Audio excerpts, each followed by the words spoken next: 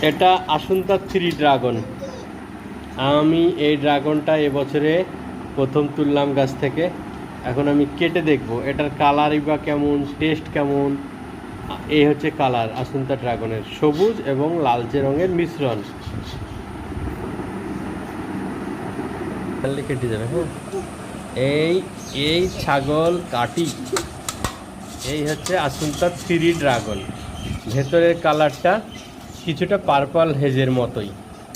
এই হচ্ছে colour আসুন্তা three. এই কালারের একটা বৈশিষ্ট্য যে ভেতরের বিচিগুলো কালো এবং তার সঙ্গে ছোট ছোট সাদা সাদা বিচির মতো কি একটা, যাই হোক ওটা একটা আলাদা এক্সট্রা, মানে অন্য ড্রাগনের সাথে সম্পূর্ণ আলাদা। একটু বন্ধ করে আমি একটা টেস্ট করে দেখব কেমন খেতে হয়।